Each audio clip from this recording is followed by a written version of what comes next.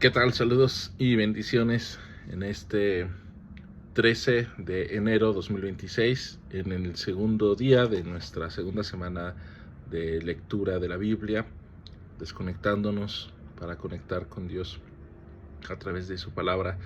Estamos leyendo Génesis de los capítulos 17, 18 y 19. Leímos también, o estamos leyendo Salmo 7 y Mateo 7.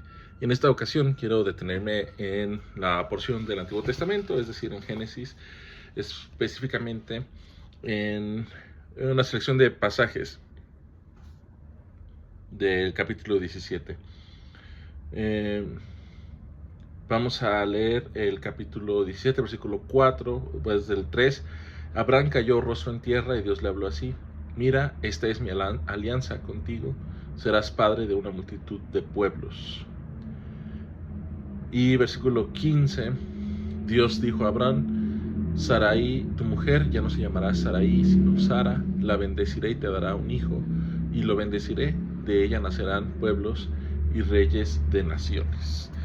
Muy bien, en este pasaje en particular, el capítulo 17, vemos cuando Dios hace una promesa o ratifica una promesa con Abraham, la promesa que le habría de dar una descendencia y la posesión de la tierra. Pero el capítulo 17 se enfoca en dos cosas. Primera sería la promesa de la descendencia, de que Dios le daría hijos a Abraham. Y la segunda, que sería la circuncisión de los varones como una señal de la promesa.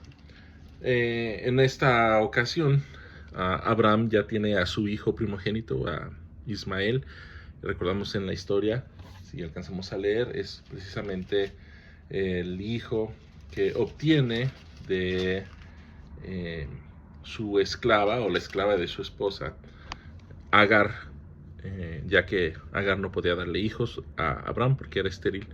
Entonces se lo da por medio de Ismael, de acuerdo con las costumbres de la época. Y para lo que quiero reflexionar es cómo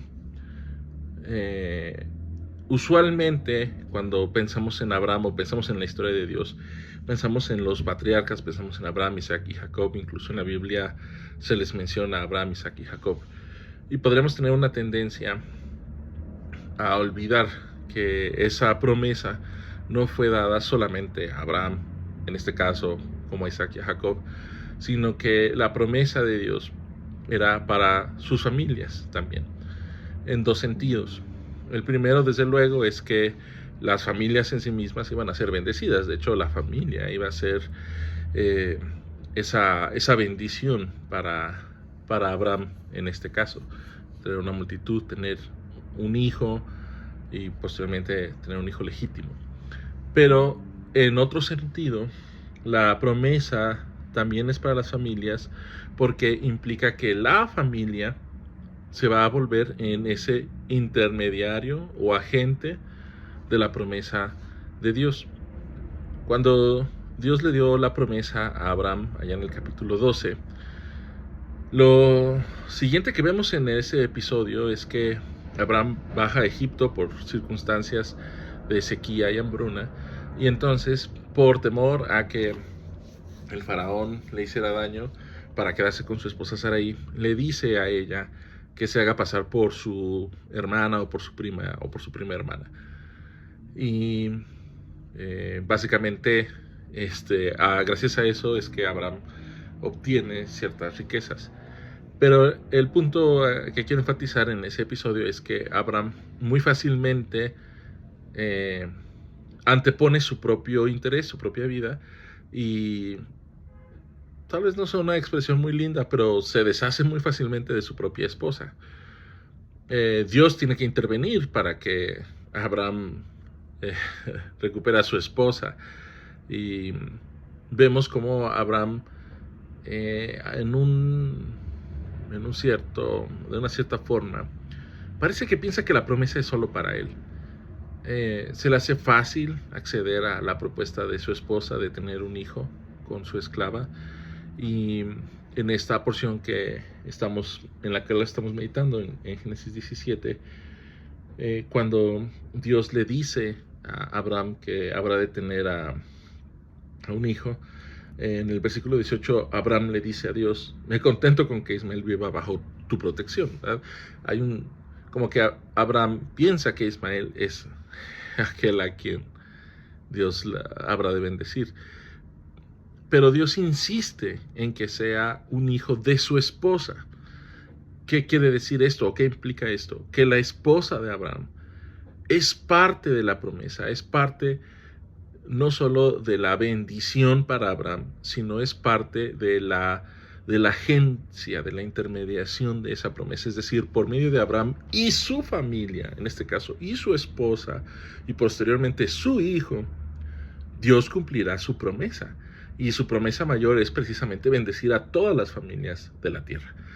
A lo que quiero llegar con esta reflexión es que lo que Dios quiere hacer con Abraham no es solo por el bien de Abraham, sino es por el bien de la familia de Abraham y de las familias de la tierra, pero también que Abraham y su esposa y su familia sean esos mediadores de la promesa de Dios para las naciones de la tierra.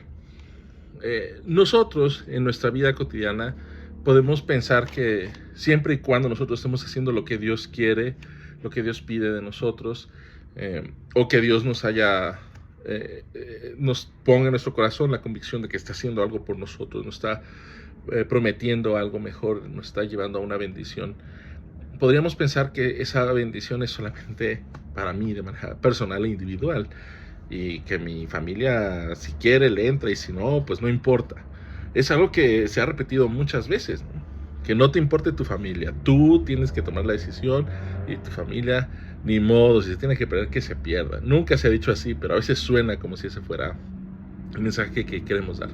Sin embargo, vemos la mayoría de las veces que Dios es un Dios que salva a los grupos, a las familias, a las naciones, sí a los individuos, pero a fin de cumplir su promesa de salvar a las familias.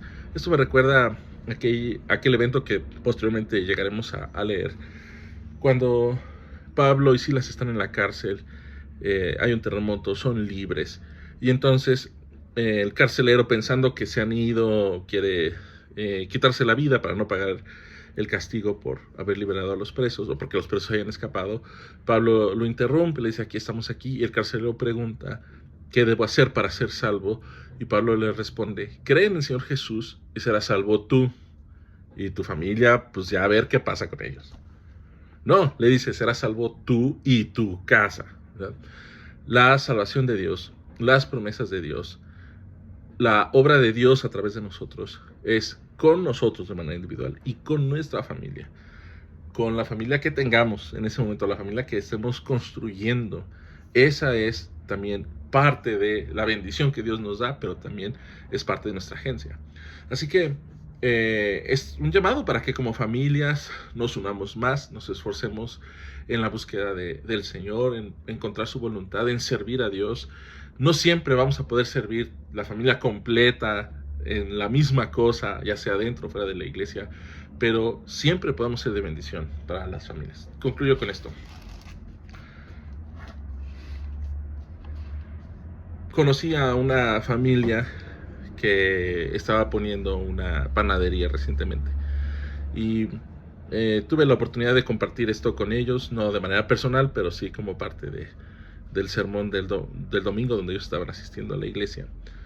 Y después supe que como parte de su respuesta al llamado que sintieron de parte de Dios, fue que decidieron que iban a hacer el mejor pan que ellos pudieran hacer, y que incluso estaban dispuestos a dar un poquito más a los vecinos que fueran a comprarles, a darles algún regalo extra de vez en cuando, hacer algo más para bendecir a los vecinos. Podemos decir: bueno, eso no es algo que yo haría, etc. Bueno, es la respuesta que ellos encontraron, este llamado de Dios, de que no solo una persona, no solo Abraham, sino su esposa, su familia, iba a ser de bendición a otras familias de la tierra. Que el Señor te bendiga.